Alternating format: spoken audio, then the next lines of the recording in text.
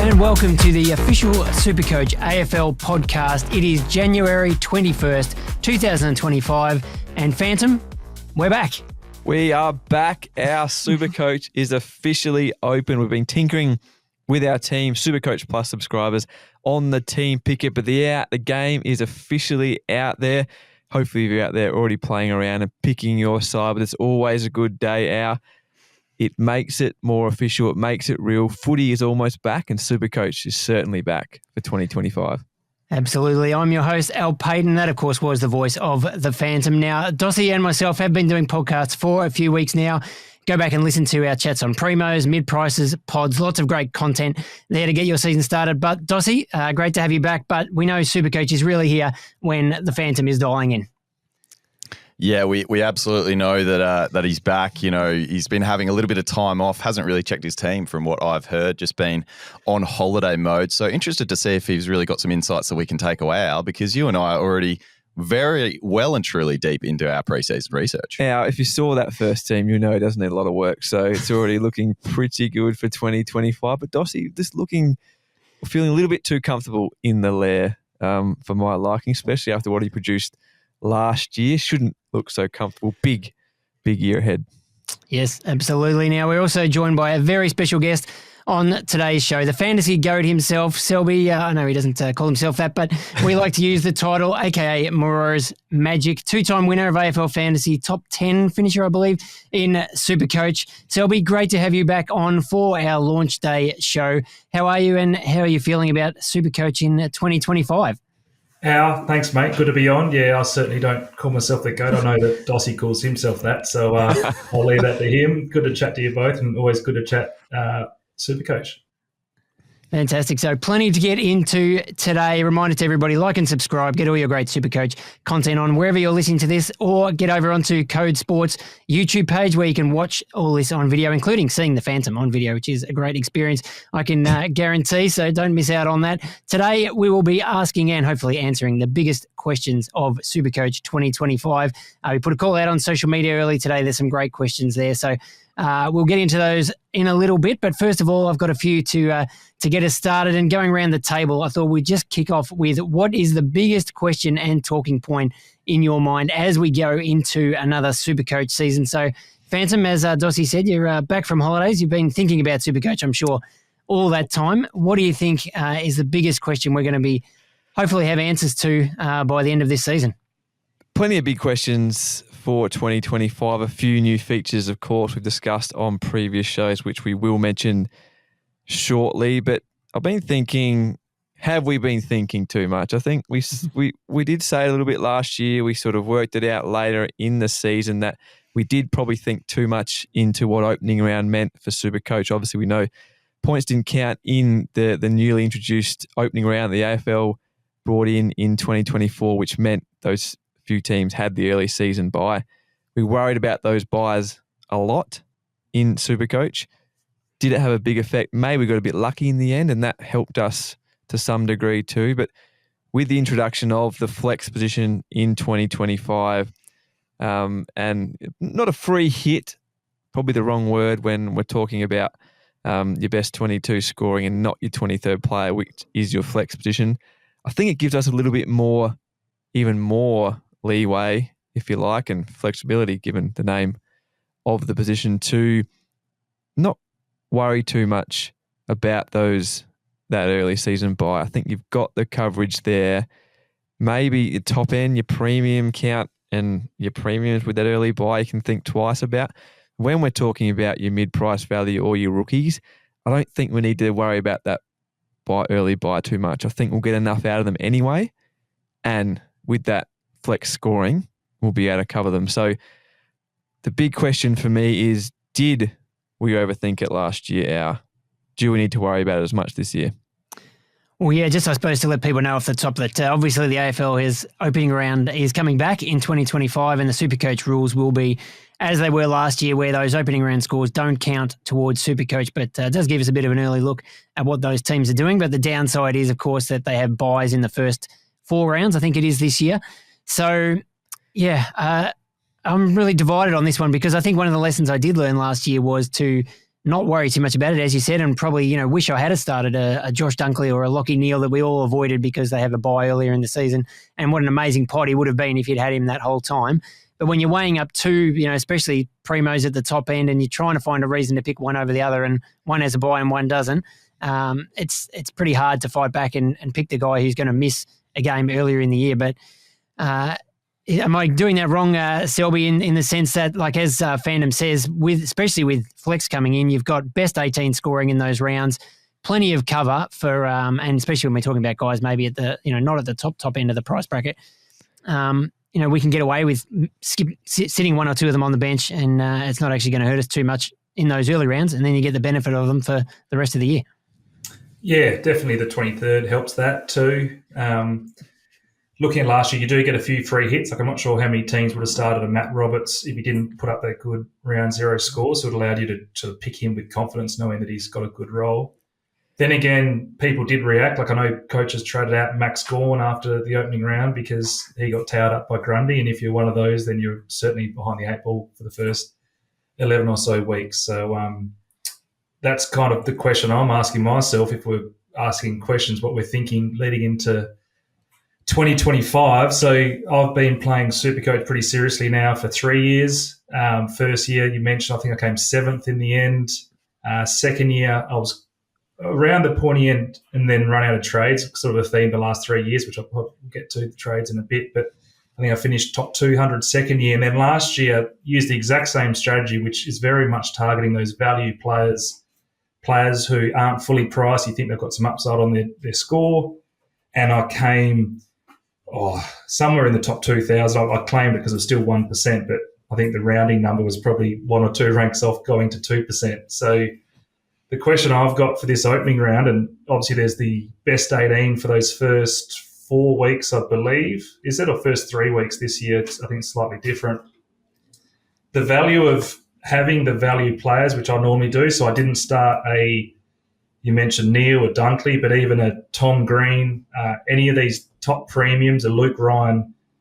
I started more of a Matt Crouch, an Ollie Wines, a Riley Bonner, who all came out and outperformed their price and did well. And the value of having those cheaper guys, it meant that you had 1 or 2 less rookies on your field. So while a Riley Bonner's not going to score as much as a Tom Green, and I was giving away 30, 40 points on a normal week there, the aim was to have a Riley Bonner on there rather than having a rookie who might score a 30 or 40 for other coaches, and that's how you're going to take the leap. Whereas these best 18s last year, those 30 or 40s from the rookies didn't matter. And then adding the flex coming in this year, those 30 or 40s aren't going to matter. So is it worth still doing what I did the first 2 seasons and proved to be a success, targeting value and limiting rookies on the field? Or are we better off going guns and rooks and getting those big high scorers? Because in a best 18 world, when Luke Ryan was doing 140s and Tom Green was doing 140s, if you're missing out on them, you're left behind come round 6, which is what I was this time last year. Yeah, it's really tricky. Just checking the fixture, it is round 1, every team plays once, but then you've got buys round 2, 3 and 4, and then we're back into sort of normal scoring until then we go a bunch more buys in the middle of the year. But so it's 1 fewer buy round early on, 1 less best 18 round. So whether that affects your thinking on that at all. And then, yeah, obviously the other complication, Dossie, is that this year there's so many of those great value picks who look like they could score above their average, and it's hard to pick who you want to go without in that bracket. Yeah, I mean, following that sort of winning formula that you've gone with so many times in the past, Selby, it does seem like this year has perhaps more of an abundance of those players than ever before, just players that we've trusted in the past and that have had such solid SuperCoach history of scoring, and they're all available for dirt cheap, partially thanks to Bevo, of course, with a few of those guys. But there seems to be just a lot of value that provides, plenty of options for us, regardless of the line. I'm seeing plenty in defence, forward. Obviously, forwards is quite heavy, and then the midfield even. So I think following your traditional strategy, it would be quite hard to go against those players. But to your point as well, I guess weighing up how many of those guns can you then sort of hold in your team and then, pivot your strategy to get in these mid prices. So Yeah, very, very interested in the way you're leaning, and it sounds like you're considering a different approach to this season, given the new rule of flex, dropping off those the one player, your worst score every week gets dropped off. So maybe you're thinking you could attack a harder guns and rookies approach than maybe you ever have before. Yeah, and obviously with these buys, there's 3 in the first 4 weeks, it means you can also loot your rookies. So not only you've got extra comfort knowing that of your 23, only 18 are going to count those rounds, but of those 23, you might be able to have 2 looks at a rookie. So all you need to get one of them to score a 75 and 80, and you've knocked that mid-pricer on the head anyway, and the value of that mid-pricer goes away. So you're right. I was considering pivoting from that proven formula, but obviously don't want to overreact to 1 year of these best 18s early round fixtures. So maybe that was just a one-off. We saw Tom Green, who was the poster boy of the early round premium, who people did pay up for. I think he played North Melbourne, West Coast the first 2 weeks and punched out big scores. But then he showed in the mid and back end of the year that he was just scoring, just barely getting to 100, where if that happened early in the year, then maybe I would have had that nice little leap, which I've done in the past. So you've mentioned those names. The value this year, it's going to be very hard saying no to those. But then again, we've got the money. We've got to spend it somewhere if we're shortcutting in the forward line, which it sounds like lots are doing. Dossie dreams of finishing top 2,000 there, Selby. So I think he'll be looking at your advice. But you spoke about there a couple of years ago, you might have even amplified that strategy, given how good the draft was last year, what we've been told, how good it is, and the top end rookie bracket this year looks a good one. There's a few players who featured in the last couple of years who are in that price range too, and you might have need that extra cash to get those top names just under 200k, and that point differential you talk about there would be important. And I guess, like Al said, there's only 3 buys this year. So is there enough?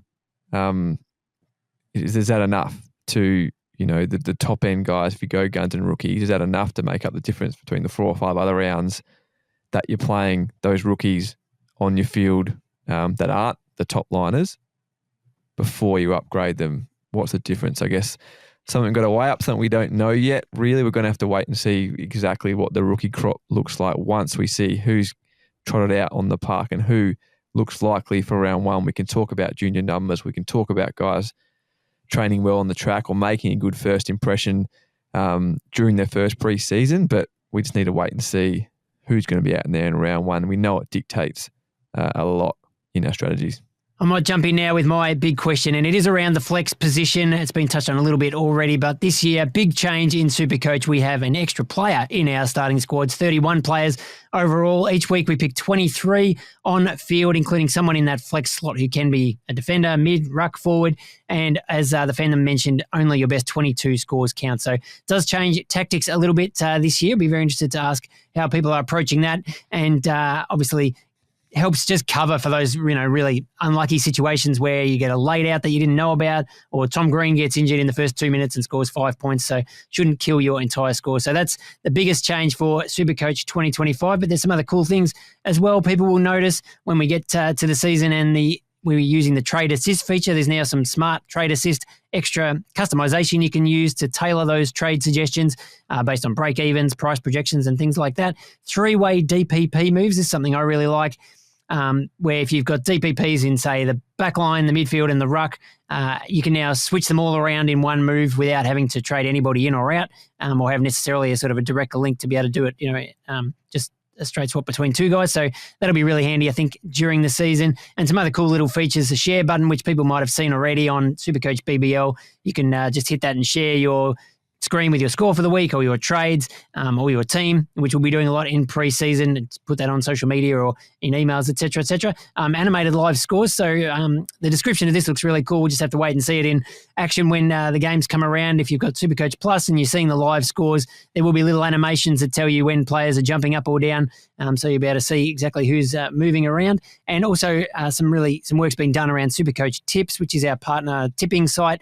So new features on there, joke arounds, things like that, and just making it easy to, if you've got a league in SuperCoach, then you can easily recreate one with the same people over on SuperCoach Tips to do your tipping on there as well with all the same login. So it's all very easy to manage. But getting back to the flex, as I said, I'm curious to go around and see what other people are thinking about how to use it. I did hear listening to the Dr. Supercoach guys talking about this, and I'll credit them.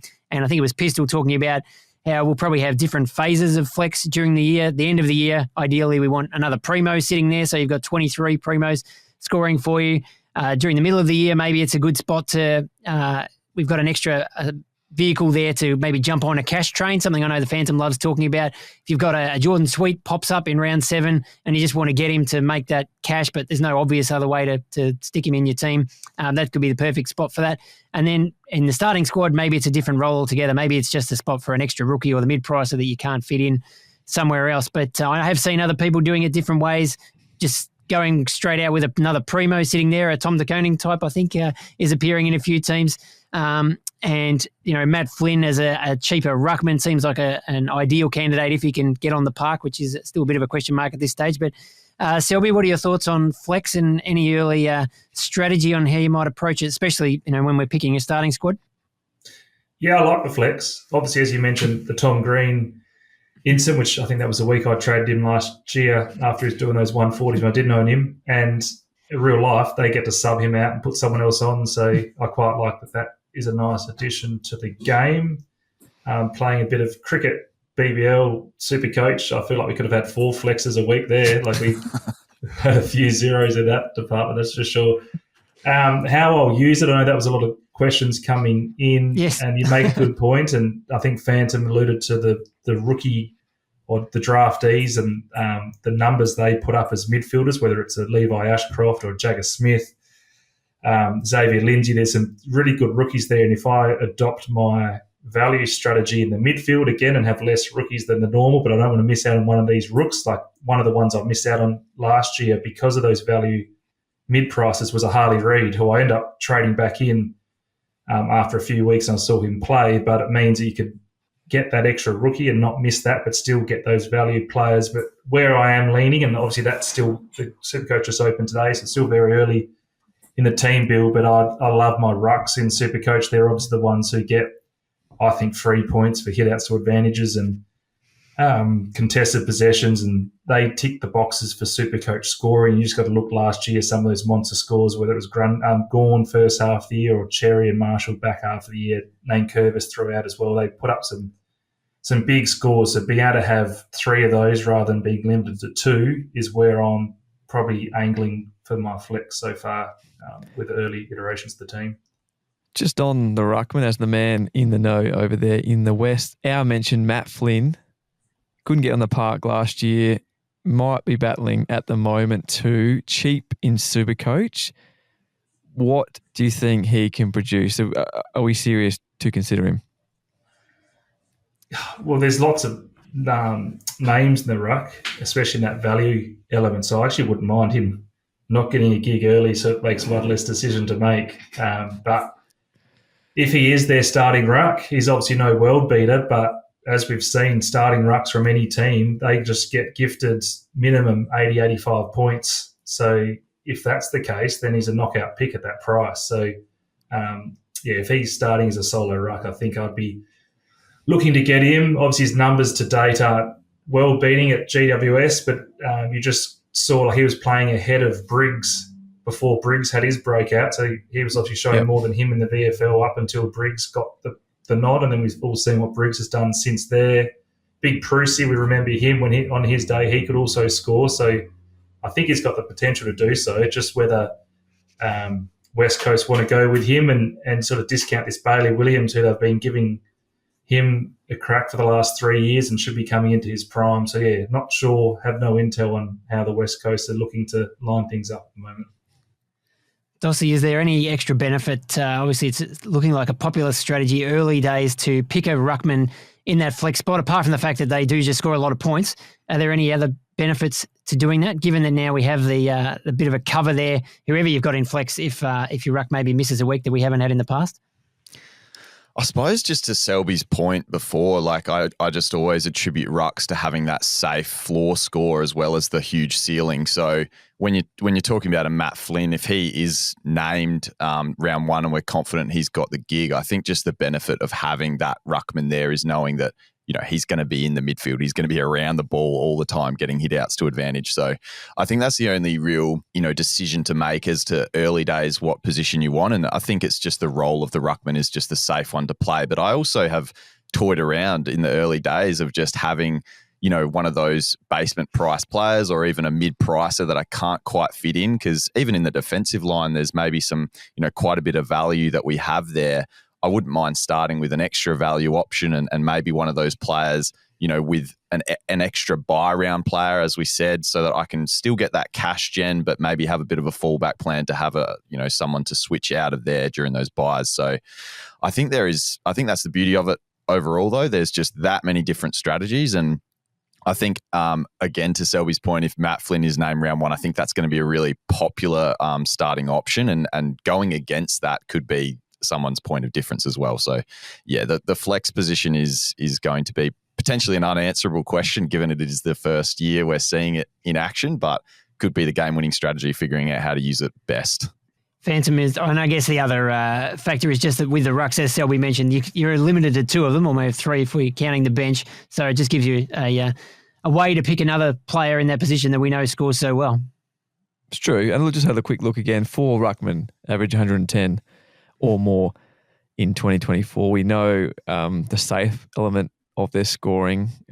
As Selby mentioned, they're around the ball. They get their hands on the ball. They're rewarded for that. So again, only 4 if we're talking at the numbers. Well, average 110. In a percentage, it obviously is more than another position, but you know, a lot of good midfielders, defenders, and forwards getting around too. So Levi Ashcroft, as Selby mentioned, also at the top, is in my flex spot at the moment as that extra top price rookie that you know, might not be able to fit on the field in the midfield with the rest of who I've picked so far. So if all goes to plan and these kids do come through as we hope and as we're hearing about and do get picked in round one or opening round of the season, then I think we might need that overflow spot for that top end rookie. All right, Dossie, I think 24 minutes in, we probably should ask you, what's your big question for 2025? Plenty of questions about Dossie.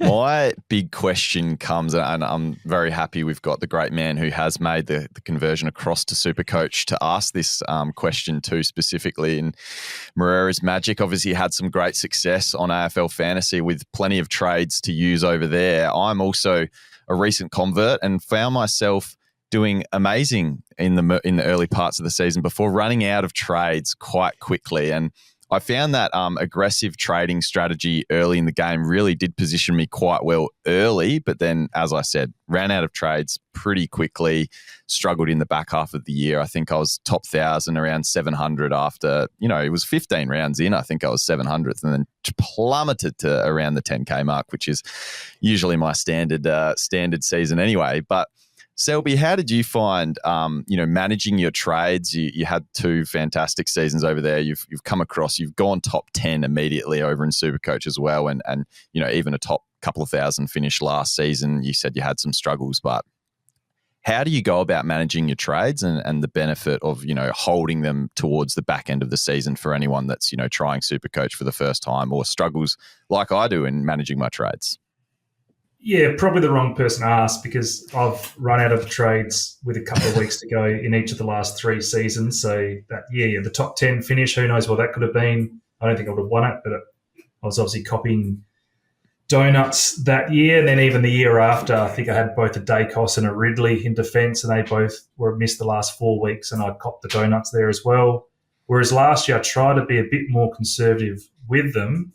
And then because I was behind the 8 ball after these early buy rounds and these best 18s, I think I was coming something like 15, 20,000, like round 6. And so I just had to be aggressive with them to try to trigger something where I probably wish I held them, because, again, as I said, I run out of trades anyway. And the point of difference could have been that I had the trades up my sleeve last year. I think the one advantage of SuperCoach, like I love the fixed trade nature because it rewards those coaches who do make a good pick. You've talked about all these value players, and that's why I like to start them, because if you've got them and the other coaches don't, and they do pop, they're going to have to waste a trade on that player, and you're one step ahead of the comp.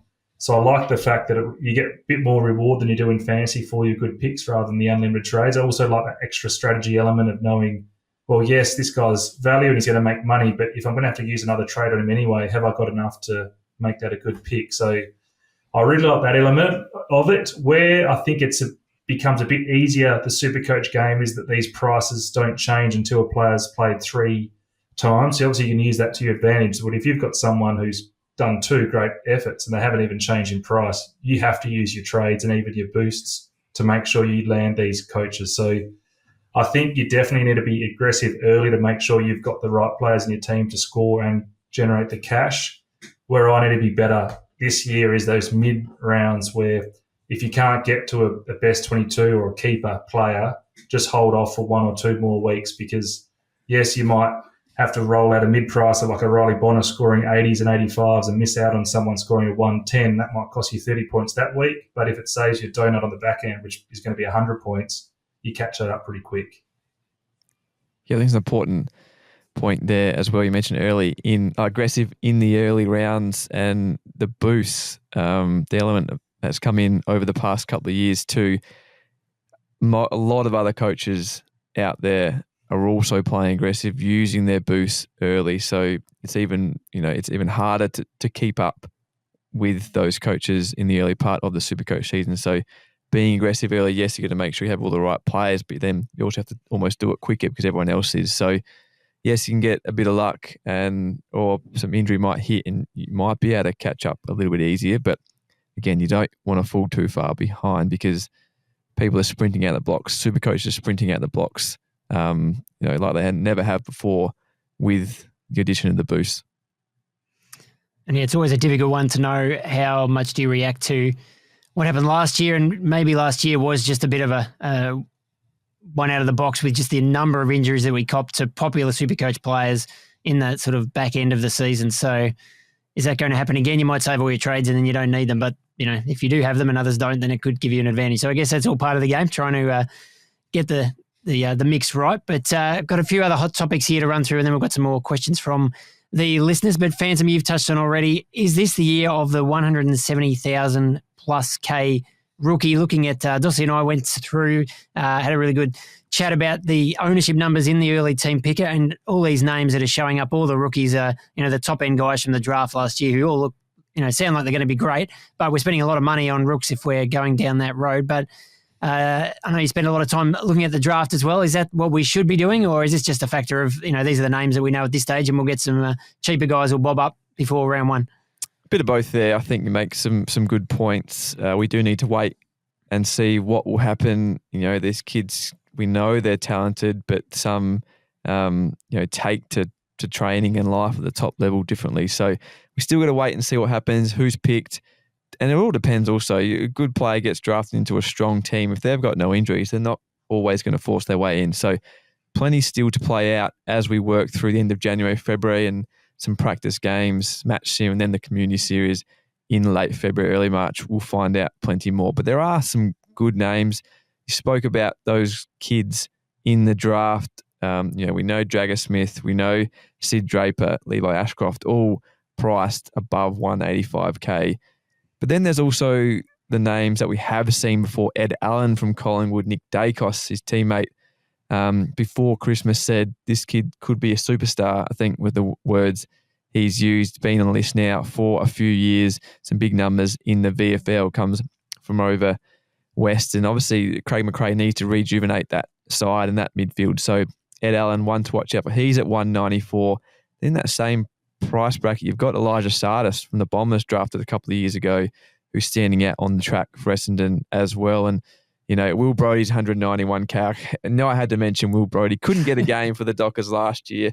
Broke out a couple of years ago. But again, if something happens to Frio's midfield or one of their key movers in there, we know he's a plug-in and play option, can come in. You almost have to pick him as well. So I haven't even touched on any of your men now. Josh Smiley, we know 176K one of the Tigers' top picks who looks ready to go too as well. So some good names at 170 plus in the rookie stakes in 2025. So again, I still think we will need that flex position if all goes to plan, and these kids and these second and third year players have had a taste of it, do come on, but we'll wait and see at the moment. But just keep it in your planning that, you don't want to miss out potentially, as Selby said before. Yes, we might get a few rookies at the bottom end that pop up. Neil Erasmus, 119K. If he can finally break in to Freo side, huge in the waffle over there last year in the final series, 219K. He can score well if he gets a game. It's all about opportunity for him. But again, there might be a big gap between that top end in the rookie bracket to the bottom end, and the scoring. It could not leave you behind, I guess, because you've got the best 18. But I think, the more you play of them, the better you might be set up early. Selby, do you have any philosophies around paying a bit extra for some of those sort of top-end rookies? Obviously, they need to score a bit better to make money, but maybe their job security is going to be a bit better. And then the numbers that we're seeing at the moment, early on anyway, people might be happy to start one or two of them on the bench. Is that something you'd be happy to go with if they're good enough?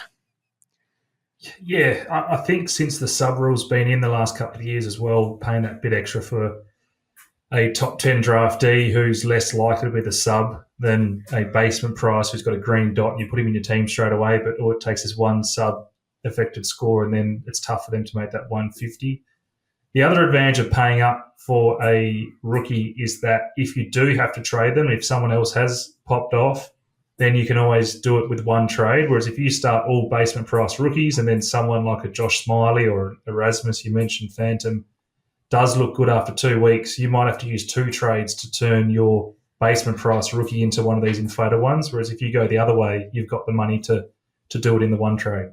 Yep, I like that. Dossie, throwing one to you. We've touched on it already, but mid-price madness, we know it, we use it as a bit of a joke term sometimes, but this year could be the year. I mean, how many of these guys do you think you could actually pick in a team, and could this be the strategy? Is this the year that mid-price madness wins SuperCoach? Well, is 23 too many, Al? I do wonder. There is just that many names, just off the top of the head. You've got Bailey Smith, you've got a Callum Mills in defence. You've got, another guy that we like from Sydney, a Matty Roberts, Caleb Daniel potentially as well, Matthias Philippou, Jack McRae, Adam Chera, Clayton Oliver. The names just go on and on and on. James Peatling, Matty Flynn. Yeah, look, there is so many tempting names. I do think, obviously, opening round will help us pick a few of those names, given that we get to see them play around some of them beforehand. Say, a Kadeem Coleman is one of the players I didn't even mention there, that if we get to have a look at him and he's playing in that opening round, he's one that I'd like to see. Same with the Callum Mills, we get to see these guys. So I think our decision will be made based on some of those performances, but overall, there's just a lot of tempting names, and I think that I've been flip-flopping between going with this sort of guns and rookies approach that we've already discussed on the show, and going back to the mid-price madness, tried and true strategy that has been, dominating for Selby over the years. So it's a tough question. I think there's a fine balance, and I think I'm going to be trying to stay relatively risk averse and try and just maybe pick a few of my absolute favourites and just bite the bullet and trade into a few of the ones that I'm not as potentially confident with. So I think it's going to be a fine balance this year, but yeah, interested in your guys' thoughts as well, because there's so many names fans out there in the mid-price bracket that are tempting. One name who, does pose a big question and could be a bit of a make or break selection, and as Selby mentioned, could have coaches sort of chasing their tail to change things around. The top end of the mid-price bracket, but does count because he is in the midfield and given what's above him. Clayton Oliver, our 451K, priced, I think, just below 85 points per game. Averaged that pretty much in his debut season or his first 15 games at the level. We know at his best, way above that. What can we expect, do you think, in 2025? Will you pick him? Well, he certainly is in my team at the moment, but I have been thinking a lot about it. As you say, priced at 84. If we look at his averages, I mean, going all the way back to 2017, he's gone 112, 115, 109. Not sure what happened. A little bit of a down year that year. 122, 124, 127, 120. So you'd think, and given last year, obviously he came in, was a surprise he even played at the start of the year. He virtually had no preseason. And then he had a few little injuries during the year as well. And, obviously things just went off the rails a bit at Melbourne generally. So surely he's going to improve on that. I guess the question that I'm asking myself is, obviously best case scenario is he's back up to those primo numbers, scoring 10 plus. And that's, a huge win at that price. You take that any day of the week. What if he averages around the 100 mark, which you think, that's maybe slightly more realistic and you'd think, still great value. But I was thinking if I do a little comparison, an Oliver v. Oliver comparison, looking at Ollie Wines last year versus Clary this year, similarly priced. So Wines started last year around the 460K mark. He finished the year with a 99 average and went up about 100K over the course of the year. The first 6 rounds, he averaged 95 and went up 23,000. What if Clary does that, where, he's sort of stuck in no man's land a bit there because he's not scoring like a primo. He's not actually making a heap of money. He's, in theory, value because that's, 10 or so points higher than he's priced at. But is that going to get you where you need to go in SuperCoach? I enjoyed that last year, and I know Selby said he did too. This is in his ballpark. Clary Oliver at 451K. Is there enough there? Yeah, it's funny. We're talking Ollie Wines, who I did start last year, where we all knew he wasn't going to turn out to be a 110 plus star of the comp. I just thought there was enough value to pick him, whereas there's potential for Clayton Oliver to be that. So for me, he's in my side and pretty easy picked in my side. Dossie, he's in yours? Absolutely. Yeah, I think to what Al was saying before, if he goes that 95, you're in no man's land. But what if he goes 120 as he has in the past? then you're in trouble. And I think strength in numbers as well. He'll just be in that many teams that, everyone's going to be burning a trade to get out of him if they have to. And everyone's going to be enjoying the big scores if we get him. So I think strength in numbers, I'll probably be, backing him in for a big year. I think he was around the 45% mark ownership in the team picker, so not everybody's on board. Few people are happy to steer clear. So, that'll be one of the real defining questions of SuperCoach this year. Quick one, Selby, for you before we go to the listener questions. Tristan Cherry is the most popular ruck pick as of on day one of SuperCoach. Is he clearly R1 now, do you think? Yeah, clearly I think he'll clearly finish the number one scoring ruck. It's whether you have him in your R1 or you want to go the more value route. But what did he do to come home? I think 131 post buy, 149 last 5. There's talk because his tackle numbers were just crazy, 7.5 a game when most rucks are around the 4 to 5 marks. There's talk that could regress to what an average ruck does, but you just have to look at the tackle or the top tacklers of the last few years, and it's always the same names, whether it's a Libba, a Laird, a Rowbottom, and Matt Rao. So tacklers, my opinion, you either have it or you don't, and Cherry's obviously got that. So I'm confident he'll at least match what he did last year, and with another year under his belt, entering his prime at 26, I think he's going to exceed that. Sorry, Max, you've been surpassed now. Is that what we're saying, Phantom? The other much more difficult question, just to throw it at you, is who's R2 then? Because looking at those team picker numbers, there's a lot more variety in who people might pick in that second ruck spot. I did toy around with having Big Max at R2. It is a lot of money, as Dossie kept on telling me, watching me picking my team. A bit of an interrupted pre-season for Maxi with a fractured throat, larynx, for lack of larynx for. So obviously going to be okay once games come around, but is there better value? Love to start a Matt Flynn there, just suit and free up a lot of cash. Tim English, I don't mind for 100K less than Max Gorn, seeing some pretty good value. We know what he can do at his best. He's got his limitations. We've seen where he's let himself down in SuperCoach before, but save 100K, is it worth it on Max?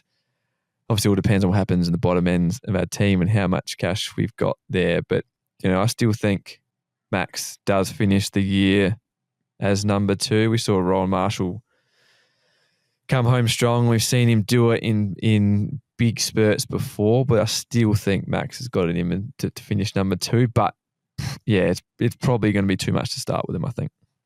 Yeah, there's a question here from Amit on X. What is the best ruck setup for the season? Dossie, we know you're a big TDK fan. Is he the standout pick in R2? I know Sean Darcy's bobbing up in a few places, and I was actually surprised to see he's a few dollars cheaper than De Koning. Yeah, well, I mean, I'm big on both of those guys potentially, so it's all just preseason watch from here, and whoever gets the most buzz in the preseason, I think I'll probably be backing in for a big year. I just like the Tom De Koning factor for contract year status, but look, if he signs a big deal before the season starts, I might be out for that. But no, let's ask Selby what your thoughts are on Big Shawnee Darcy, because you're a Freo man, am I not mistaken? Yeah, I am. And obviously I know that he can score in Supercoach land with his hit-outs to advantage as good as anyone. So that's, I mentioned before, I like the flex addition because it gets rid of the luck element of those really bad scores ruining the weekly score. What I don't like about it is it does allow people to pick 3 of these names we mentioned, whereas if you were limited to having to pick 2 out of Gawn, English, Cherry, De Koning, Flynn, I think it would make it teams a lot more different, and that's why I'm saying I'll use the flex position as another ruck because there's merit in all of those names we've mentioned before. So in terms of current setup, I'll probably pay up for a Cherry as a captain option, and then I'll likely go a value player for my R2 and my flex, and whether that be Flynn, Darcy or De Koning, I think the preseason will determine that. And yeah, certainly with when it comes to De Koning, we're watching, as much as we're watching him, we're watching Mark Pitney and what Michael Voss does there, because we've spoken before about the big disparity. It's about 40 points a week average difference when Pitney's there versus when he's not for De Koning. So a close watch on the Blues there. A couple more questions on X. We got one from Blackie White saying, when does Supercoach open? Well, that's today, so answers that one. That's a nice, easy one. Corey Blackledge, Phantom, asking maximum number of premiums from those opening round teams that you would be prepared to pick. Goes back to our question and our debate before. I don't think, yes, maybe in a couple, it might be the deciding factor with who you pick and who you leave out, but I still think look at it with who you think is the better pick in isolation for most of them, who you think is going to start strong and hold it and back your judgment in there. You probably got enough to cover, as we mentioned, with the best 18 and with the flex. Obviously, you don't want to load up in every position and every premium, or a majority of your premiums from those opening round teams, but I don't think it needs to come in too heavily on your thinking. Back yourself in and pick the guys you think are going to average more. We saw it with Tom Green. We've seen it in both ways, and I think we can overthink it. So don't overthink it, Corey. Selby, a Piety 901 has asked about value players with the early buys. Is there a sort of a price threshold where you just think, well, at this point, I'm not going to worry about the buys. The value's too good. You just have to take it? I think so, particularly because one score which is going to count that first price rise. So if we see a Coleman and a Mills and a Roberts all score 100 plus, then it's almost without having to use a trade like we do in the bobble round after round 2, where I've mentioned I think it's important to use 2 trades and a boost then to make sure you get the right players. Here you can start someone knowing they've already got a good score built in. So I don't know if there's a limit. The only difference, though, with this year to last year is that round 3 early buy rounds have 4 teams on the buy, whereas in previous years it was just 2, 2, and 2. So all those names we've mentioned, Brisbane, St Kilda, all those defenders all have the same buy. So there definitely is a limit, and just play around with your team and do the numbers yourself of if you think you can get, you want more than 18, because we've mentioned before the thing with the best 18, most people's average rookie scores are going to drop off. So you want to make sure you've got 18 good players on those early buy rounds. If not, you might have to just pass up on one of these value players early on, and if they're really looking like popping, then get them after. One of those teams on the round 3 buy, Geelong, Dossie actually said to me before we came in here to record. They go, can I overlook Bailey Smith? Obviously, we'll find out more in that opening round and maybe how he's going over the preseason. But is he too cheap to pass up, or is there enough concern how he's going to fit in down there at Geelong? Al, what do you think? Dossie's on the fence. He's trying to think a bit different. We know he tries to be a little bit different, tries to stand out with no Bailey Smith potentially. What do you think? Yeah, I mean, I was looking at my forward line as well, and I'm sure other people have done this too, thinking, is there one of these, super, super popular, obvious picks that you could, buck the trend and start without? And I did, think Jack McRae, maybe is he still got it, but then you look at the numbers and the price and the role and it's like, oh man, I don't think I can do that. And I did have a similar thought about Bailey Smith, but just that he's discounted, from the year out and going to Geelong where he's going to get a key role in the midfield, whether it's necessarily full-time inside mid. I don't know if we've seen that he can, do that at AFL level, but even if he's not, I don't think it matters that much. He's shown that he can definitely score at the price. And the fact that you've got him in the forward line, like if you were worried that, at that price in the midfield, it might be a bit of a different question, because if he does average 98, then maybe, you could find a better pick somewhere else. But in the forward line, that's, going to be probably a top 6 forward anyway. So, going to be very hard to pass up on him. And we had Dan Batten on the show last week talking about a couple of other names at Geelong, which is a team that's probably getting overlooked, because if everyone's picking Baz, you sort of think, well, there's my one Geelong guy for round 3. I can't afford to pick any others, but there might be a few others sneaking under the radar potentially that could be good picks who are sort of, going to have some very low ownership numbers. So if that's something you actually like, that could be a good way to go. Yeah, I think it was Tom Stewart last week was featured on our Points of Difference early pods show. So, there's a few options potentially going under the radar, as you say, Al. But any more questions from the listeners? We've pretty much wrapped it up. I can throw one more at you potentially. It's about injury-prone players. If they're cheap, how many of those can you get away with picking? We know it can blow up in your face, but someone like Elliot Yeo last year proved that it can go the other way too if the planets align.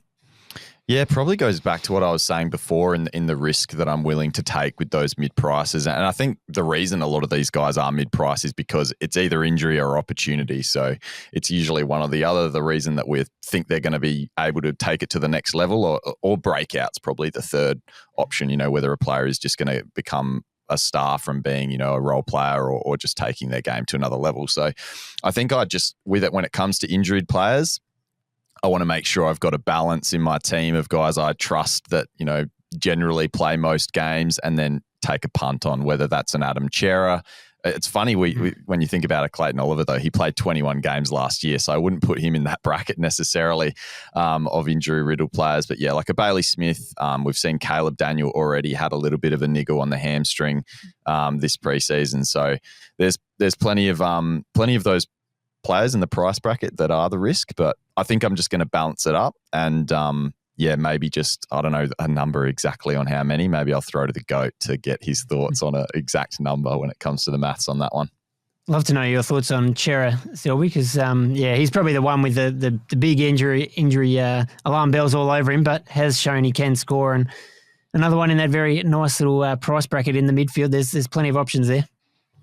Yeah, no, I've always overrated Chera, to be honest with you. I've put him with high projections and he's failed to meet it, and a lot of that is due to this injury history you alluded to. But yeah, you mentioned last year, and another one too who's injury prone was Dane Zorko, which scared some off, and he obviously did what he did. So I think you're right there. If they're injury prone, they're likely cheap, and if they're sometimes the risk you have to take to succeed. In terms of a limit on them, I don't have a fixed number of how many injury-prone players I can pick. If I think they're at the right price, I'll pick them. Phantom, a quick one for you. Anywhere we can go if we want to find out about players who might break out this year, something Dossie touched on there? Absolutely. You might have seen it out there. I named my 7 players who might take the next step or break out, if you like, in SuperCoach. In 2025, some names that we have discussed in that same price bracket too. I'd rather pick Will Ashcroft over Adam Chera, even a George Wardlaw, who Dossie couldn't believe I projected to push past 105 this year. I think he has all the tools to be the next powerhouse SuperCoach scorer. He played 18 games last season. That was the concern last summer leading into 2024 that maybe North weren't ready to unleash George Wardlaw, but it was only a couple of concussions that got in his way. Obviously, still a big concern, concussion there for George Wardlaw, but the rest of his body held up, and he showed in some really big spurts how quickly he can score some big Supercoach halves. So at some point, he's going to put it all together and become a powerhouse scorer. And I think he's in my team at the moment. There's a lot of guys I like at that range. Clayton Oliver fits in there. We spoke about Chera, Ashcroft, George Wardlaw. But I think he's one that can push up into that, close to that elite scoring bracket in the midfield so early on in his career.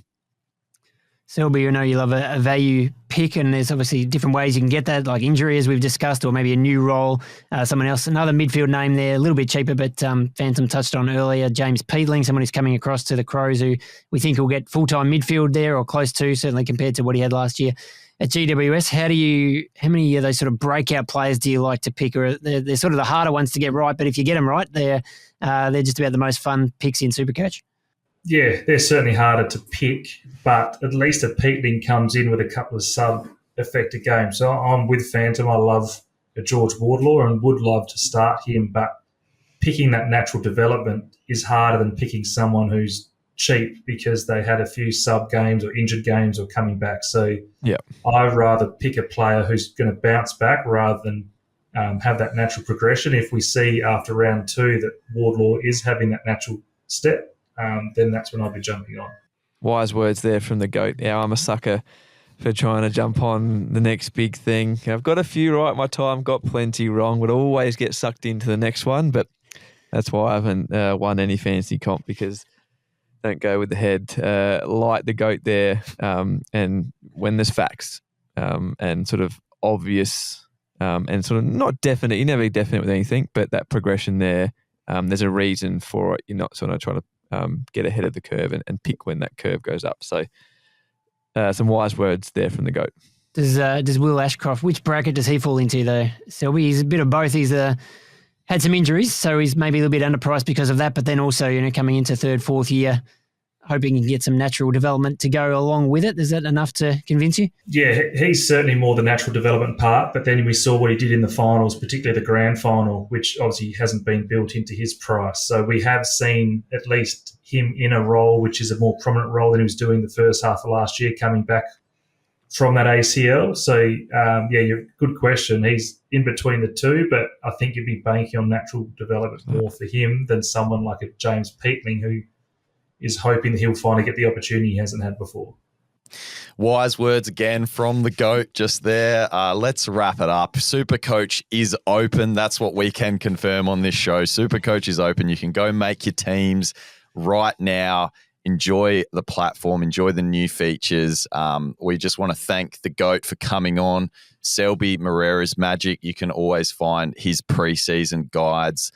Amazing resource for any super coacher out there. So Selby, I might just throw to you for one last time. Give us your give us what you're doing this preseason. It's always fantastic for every listener. And I'll just peel back the curtains as well. We had Jordan DeCenter on last week. Said off air that you're the only one he listens to. So you're the final word on all his trades. He's had a couple of high finishes. So high praise. And you're the GOAT for a reason. So let's hear it. Be the last time he comes back. Anyway. Good on you, Geordie. He's a good fellow, old Jordan.